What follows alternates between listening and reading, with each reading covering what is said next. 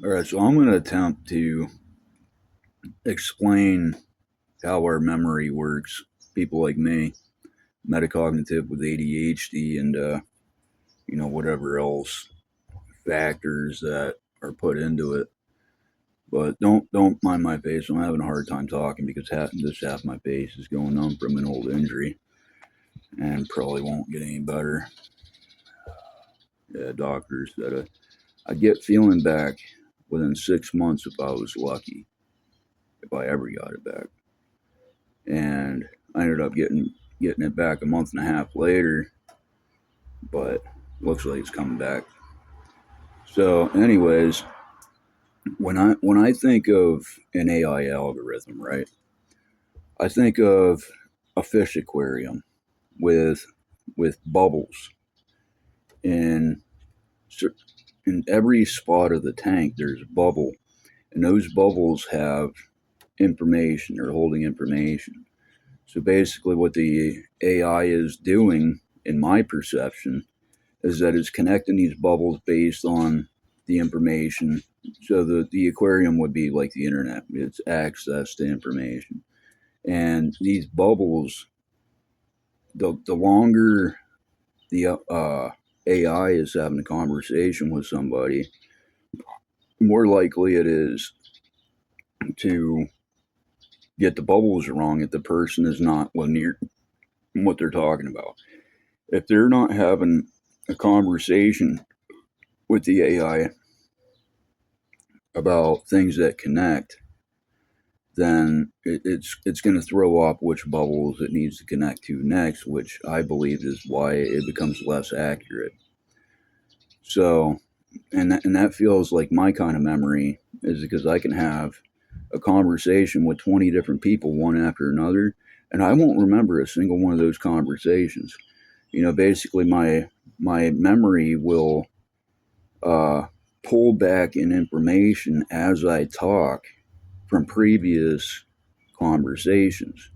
Now, this is where we can get mixed up, just like AI, is that the harder we try to pull this information in, it's not always going to be accurate because we're literally using up energy trying to pull this information back in, hoping it comes back to us. And we're also looking at social cues. Is the person still interested? How do I get them back into the conversation? How do I get them to quit squinting at me like they're, ready to argue with me? And so we're basically highlighting certain terms, certain analogies, and we tend to use terms loosely. Like when we use the word love, we don't even actually have a definition for love yet. So we're using that term loosely, more as an analogy, because there's different types of love, different reasons to love. Love that gives, you're seeking reward. Love that you're just, loving life. If you're enjoying your life, you're not going to question why you love life, right? Unless you want to make a self-help book, and in that case, you're going to look too much into it, pull too much information that you shouldn't have. And what's going to happen is you're going to confuse your definition of love because now you're focusing on pinpointing out what exactly it is. And is that always guaranteed to be accurate? No, or we'd have a definition for love already. So when we pull this information in, we're hoping that it's the right information. And that's where connection really helps, because that completes the understanding that this person isn't trying to seem more intelligent. They're not trying to make themselves seem better than the other person. What they're trying to do is satisfy their own curiosity, because that new information gives dopamine. It gives more understanding, but the problem is if you can't remember 20 conversations that you had in the last 3 hours, well, that is irritating, right? And so we walk off the cliff and we're thinking, man, we got to climb back up that cliff. Like there's something up there that will, keep me from falling again.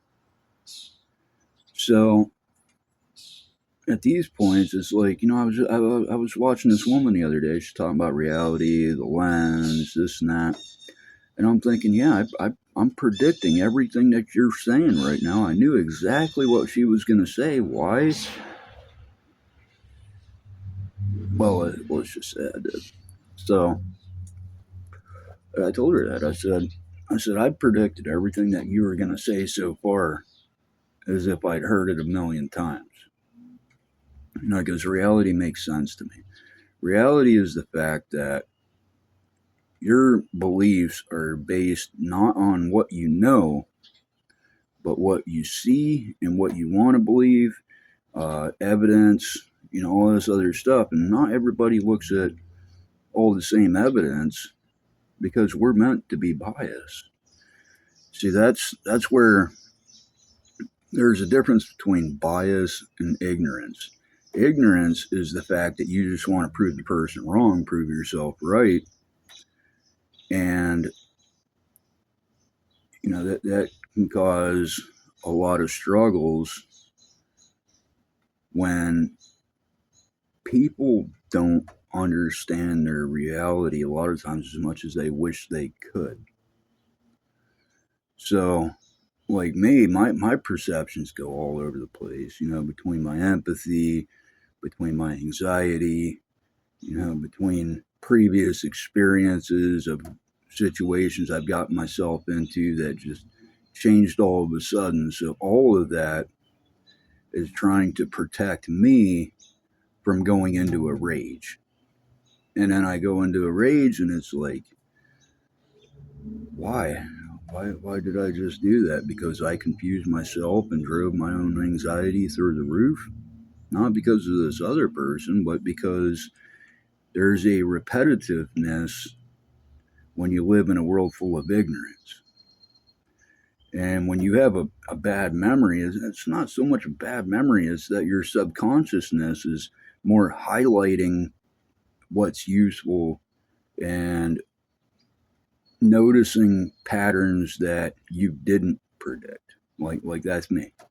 I'm looking for patterns that I didn't predict. Everything I predicted, I can look at a article on Google and I'll just read the the headline, and it won't even it'll make you question what's this article about. It doesn't say it in the headline, but I'm thinking, okay, let's go read this article, and I have this prediction, and guess what? Sure enough, majority of what I predicted and what I subconsciously predicted, not even cognitively, but subconsciously, ends up linking up, and then I'm like, oh yeah.